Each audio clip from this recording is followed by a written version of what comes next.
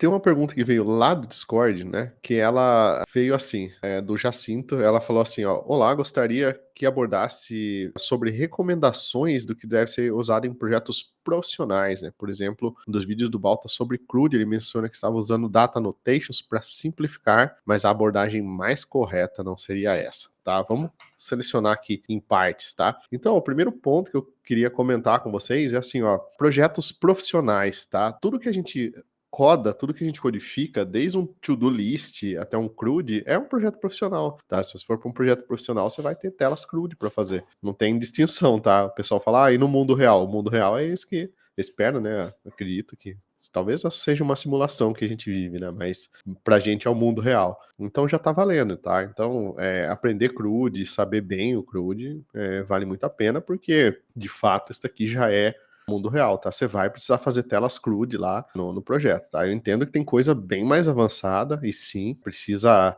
aprender a fazer coisas avançadas, mensageria, trabalhar em tempo real, falar aqui do DevOps. Esses pontos com certeza valem muito a pena, mas o básico sempre funciona, o básico nunca sai de moda. Ele menciona que estava utilizando data annotations para simplificar, tá? Mas a abordagem mais correta não seria essa, tá? Não lembro mais em qual curso que eu falei isso, tá? Eu prefiro os annotations, principalmente para a parte de gerar o banco de dados, eu prefiro gerar via Fluent, né? Mapeamento Fluent, mas eu não acho que um seja mais correto que o outro. Acho que são abordagens diferentes. Então a gente encontra muito isso na nossa área de tecnologia, né? São formas diferentes de fazer a mesma coisa. Então não significa necessariamente que é certo ou errado, tá? Então você pode encontrar nos data annotations uma saída muito mais prática para um projeto que você precisa fazer. Então, projetos reais, projetos profissionais. Eu já precisei fazer sites, por exemplo, para eventos. Tá?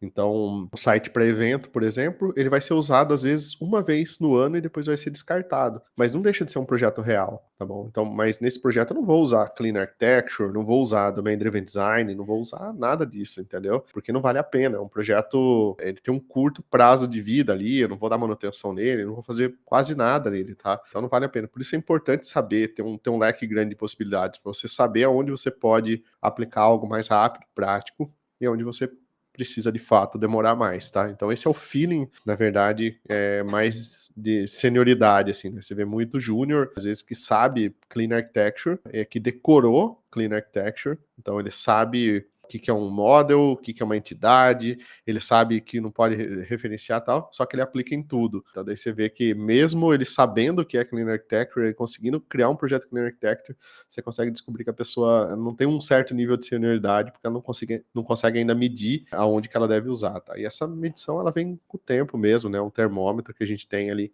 mais de vivência mesmo do que de aprendizado em curso, tá? Eu acho difícil a gente conseguir passar isso em curso, porque você tem que, de fato, sentir, tá? É igual estimativa. Se você pedir para um júnior estimar e para um sênior estimar, você já consegue medir a senioridade dos dois com uma simples pergunta, tá? Inclusive, eu acho que eu já falei sobre perguntas técnicas de entrevista, tinha uma pergunta que eu fazia que era quanto tempo você leva para fazer um CRUD, né? Então, a maioria respondia na lata, assim, umas 4 horas. Eu falei, mas nem falei qual CRUD que é, então difícil estimar sem ter essa base, entendeu? Então, daí você já consegue medir, assim, se a pessoa tem uma certa experiência, se ela já passou por projetos, os projetos que ela passou, se ela realmente fez parte do projeto, ou se estava só, às vezes, de papagaio de pirata lá, né, só, sei lá, só organizava o board, só preenchia Excel, em vez de fato, participar ali, né, das reuniões, tá? Complementou a pergunta, né, sobre estruturação dos projetos, né, separação em camadas, formas de autenticação e autorização. Resumindo, gostaria que citasse abordagens que normalmente são utilizadas em tutoriais para simplificar quais são as alternativas profissionais recomendadas. Todas, cara. Então, assim, não tem autenticação e autorização, tá? Vou pegar, por exemplo, JOT, JSON Web Token ou cookies, ou autenticação via cookies, tá? Qual que é a correta? As duas. Qual que é a forma mais utilizada no mercado? As duas. Tá? Então você vai encontrar projeto com as duas. Então é muito misto, não tem como você falar assim, não, o mercado usa JWT. Nem sempre. Às vezes pode ser que o mercado use uma tecnologia muito acirradamente, né? Usa muito J, por exemplo, e seu projeto vai caber muito bem com cookies, com autenticação via cookies. Tá? Então você não pode se basear só no que o mercado usa, só no que todo mundo está fazendo, entendeu? Você tem que entender para que serve as coisas, e trilhar o seu caminho, tá. O mesmo vale para a estruturação dos projetos, tá. Então, é pior ainda, tá, porque depende do tamanho do projeto, tá. Dependendo do projeto eu vou fazer em MVC, dependendo eu vou fazer em Minimal APIs, dependendo eu vou usar um CQRS, dependendo eu vou usar Domain Driven Design ou não, tá. Então, depende muito do tamanho do projeto, não tem uma resposta padrão para isso, tá. Então por isso precisa saber, para saber quando utilizar, tá. Falou assim: "Então, resumindo, gostaria que citassem abordagens que normalmente são utilizadas", né. Então assim, o que a gente passa é de fato um resumo disso, tá, mas não tem um correto. Então você vai lá nos cursos do Balter, eu já recebi perguntas assim, fala assim: "Balta, nesse curso você usou CQRS, nesse outro curso aqui, você usou MVC. Por que você fez isso? Por que o MVC é melhor, o CQRS é melhor?", tá. Então não tem um melhor que o outro.